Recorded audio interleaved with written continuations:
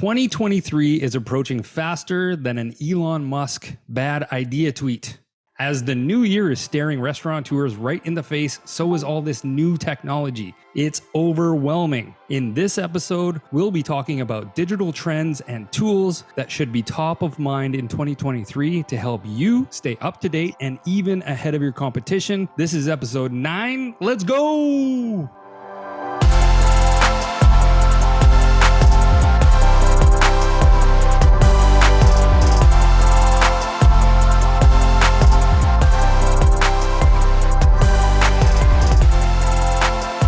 It's Gordon, and this is the Restaurant Growth Show, where we talk about how operators can use technology to grow their businesses. We've got a lot to talk about in this episode, but first, let's introduce our guests. First, Jose Alves, co-founder and chief growth officer at Moduurn with more than 25 years of online marketing experience. Jose has successfully founded and operated companies in software and hospitality. Next, we have Alex Cook, VP of Sales and also a co-founder at Moduurn. Alex's experience in the hospitality industry spans 30 years, including 16 years selling POS solutions throughout North America. Lastly, who am I? My name is Gordon. I am your host. I run a digital marketing coaching program called 90 Days to Success, where I teach restaurateurs how to sell their food online. Gentlemen, how are we doing today? It's Friday again. Doing great. Thank you, Gord. Great day for a show. So let's get it started. Jose, what are your top 3 best-in-class technologies operators should be using in the new year? That's a really good question. So obviously at the top of them all, first-party online ordering, your own online ordering system that you own and control. That's what they should be doing. QR code ordering, so table service, what we call it Moduurn, but QR code of sorts that you can also place an order from reading a QR code, loyalty programs, digital coupons, reviews automation, or also known as digital touch, table digital touch, dynamic pricing, kitchen display systems, aggregators, white label delivery. Should I keep going? Well, the question was, what were your top? Can you narrow it down to 3? I know we know that there's a lot, and we're trying not to overwhelm our audience here. Are there 3 technologies in 2023 that you are looking at? Fundamental. First, online ordering, first party online ordering. You got to have a system that you own and control, that you change your pricing, ideally dynamic pricing, that you are able to offer discounts, program to your liking and your needs, to manage inventory, etc. Like it's just the fundamental, the new way. It is what it is. Second, QR code ordering, because it helps mitigate the labor shortage during the labor shortage, and also makes it extremely easy and powerful for consumers when visiting or even from outside the restaurant to place an order. It's great. And loyalty, and I'm gonna put it together with coupons, because they not only, of course, help with customer retention, but it also it's important in such a landscape of uncertainty that we have these days in the economy. Is there a recession? Is it not? Inflation, all this stuff. So you got to have all these tools that help you navigate all this this world of uncertainty. I think those 3 are critical for 2023. Those are really important technologies. They are relevant today, but they're going to be even more relevant in 2023. Switching gears a little bit here, Alex, online ordering comes in many shapes and sizes. There's so many choices for consumers on the internet to get their food. Why is it so important for operators to use first-party ordering system in their restaurant? Good question. So first thing to look at is when you're looking at all the different solutions, you're going to have different price points. Some are going to be free, some will be cheaper, some will be quite a bit more expensive. What's important to look for is which one's giving you the most value, which one's going to give you the biggest bang for the buck, and is there a return on investment if there's going to be a monthly investment for that program. So that would be one of the first things. So next thing to look at is, what is the value of your brand? What's your brand worth? And that's the identity of your business. And you think about it, like any restaurant that's out there, any retail outlet, any retail, even online retailer, the brand is their identity. When you're dealing with third-party delivery companies, in fact, you're giving your brand away. I ask operators all the time, what's your most important asset of your business? What's the most valuable asset you own? And that's your company brand. And your brand needs to be protected. But every time you use a third-party delivery company, you're giving your brand away to somebody else. And you're also giving that valuable data away. So instead of owning it, you're renting it. You're renting that one customer for that one time, and there's no loyalty. So what I see happening with the industry right now is I see it, and this is what I say the industry, I'm talking third-party delivery, is starting to look more like Groupons. And I say that because Groupons are great at offering a discount. Restaurants started to not like them because they realized that people were chasing the Groupon, but there's no loyalty. They would only go for the next Groupon, which is at a totally different, or next discount, totally different restaurant. And now these delivery companies are encouraging restaurants to offer a big discount. So especially as we're kind of going into this soft recession, if we want to call it that, people are getting tight with their money and they're looking for discounts wherever they can find it. So they're not necessarily going to be loyal to your company anymore. They're not even going to be loyal to your brand. They're going to look for the next discount. And if I can find a 40% discount at a restaurant nowadays, I'll take it over paying full price somewhere else. Not necessarily me, that's not my style, but that's the mentality of a lot of other people out there. And that's what's happening right. So it's so important right now to protect your brand, being able to promote your own brand, incentivize customers through your own programming, and get them to come back to your restaurant so you can create loyal and repeat customers. This recession that we're entering into is a cold scenario, and it's so cold that it's got Alex all bundled up. He jokes. All right, Jose, let's switch gears once again here. What role does white label delivery play for brands in 2023? Well, that's a great question. I think that is a new arena of development, not only in general in terms of technology or even restaurants, but the delivery market itself. It's the evolution of the third-party delivery market, which these marketplaces have had a huge accelerated growth that has given them all sorts of opportunities, all sorts of advantages. But there has always been a space for the smaller companies, to the local delivery companies, to fill some of the missing pieces of the third party marketplaces. And this is coming in all flavors and with different models, but in essence, they're following and supporting the local restaurant, competing with the bigger ones with quality of service and, most importantly, fees. So on that side is very important. It's very important that these local companies continue to develop and offer their services, because they're able to offer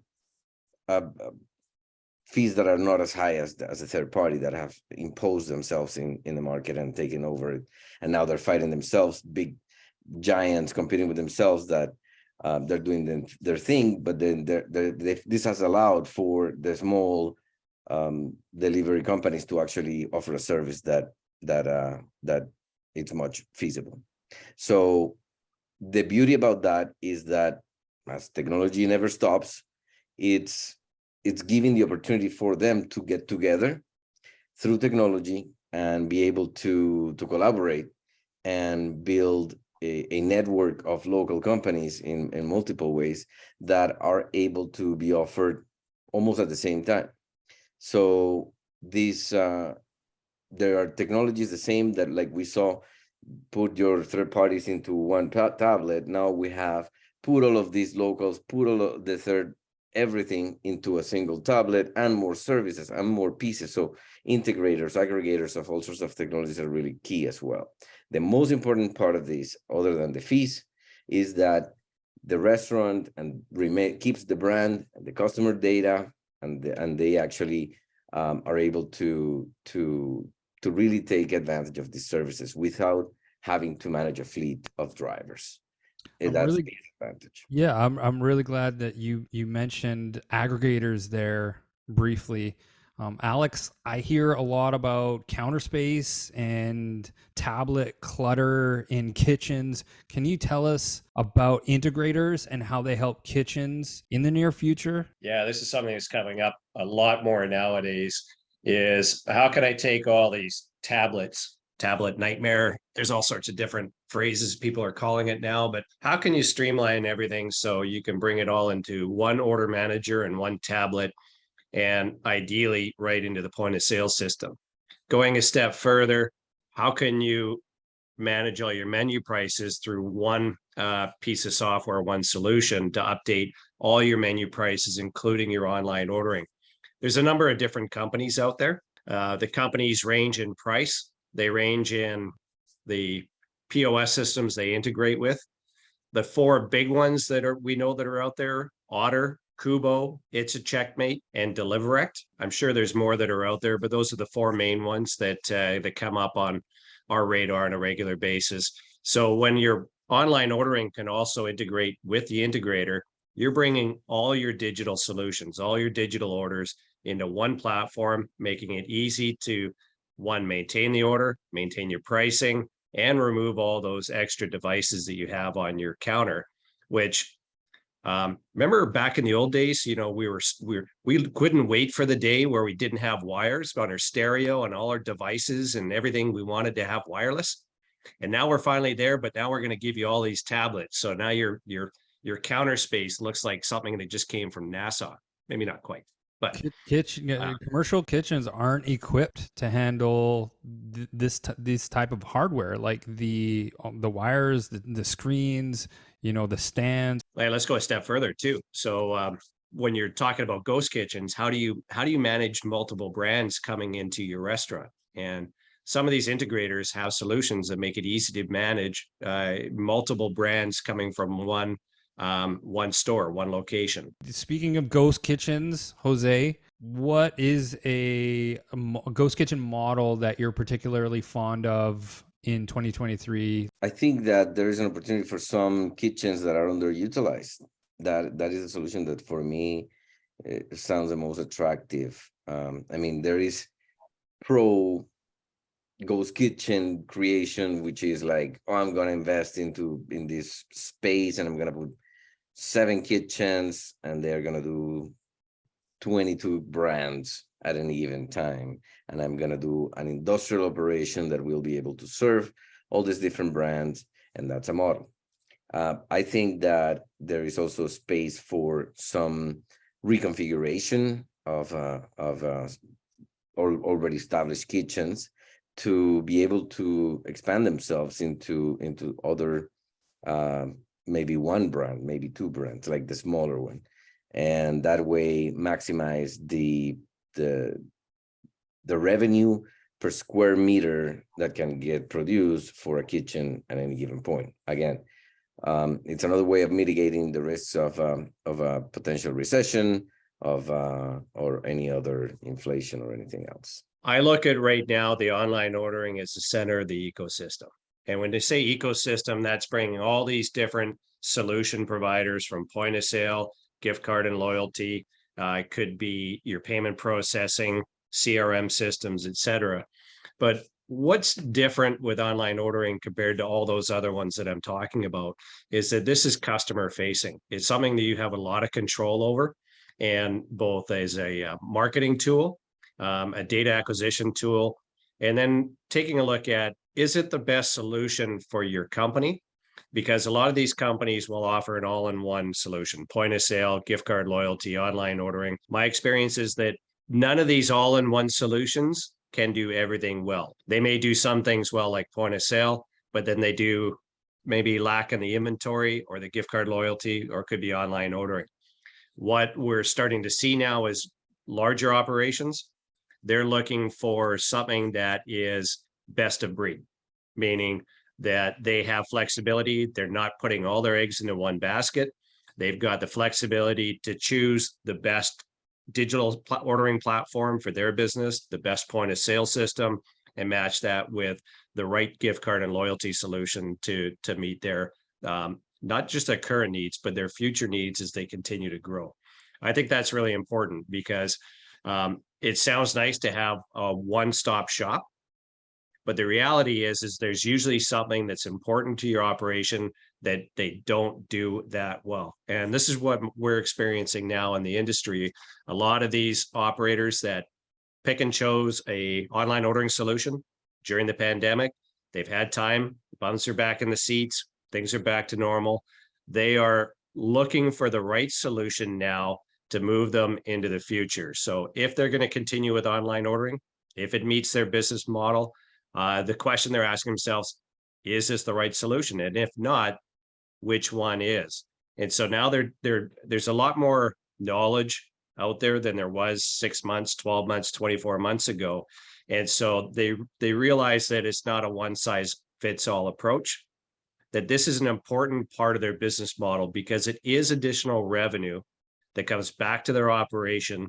And as we hear from different operators, they're still focused on in-seat dining, if that's their business, but they also recognize this is an important part of their business that needs focus and attention. Would it be fair to say if a merchant is approached with an all-in-one solution to be wary of that solution?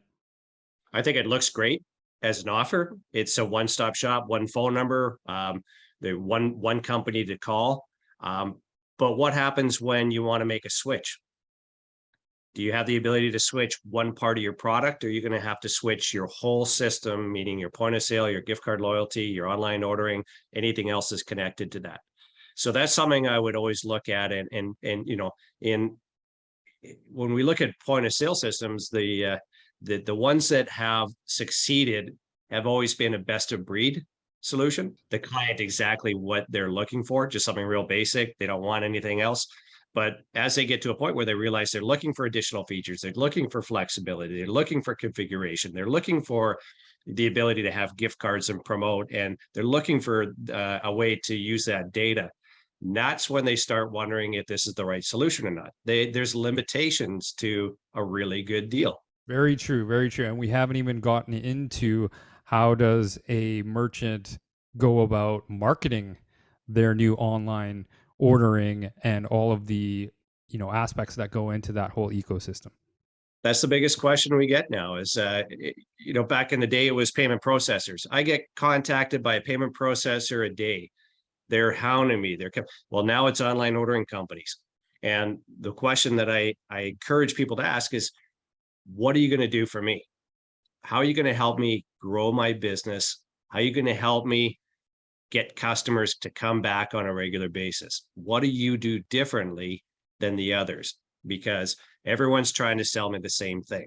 That's right. That's the question they have to come back to. That's right. It's not a matter of set it and forget it. We've got all of these services now. Now it's going to start generating all this revenue on its own. There's effort and time and learning involved. It's a partnership. Partnerships are two companies or two people working together with a common goal. As you said, it's not fire and forget, or as you said, the terminology. Set it and forget it. Set it and forget it. Fire, forget.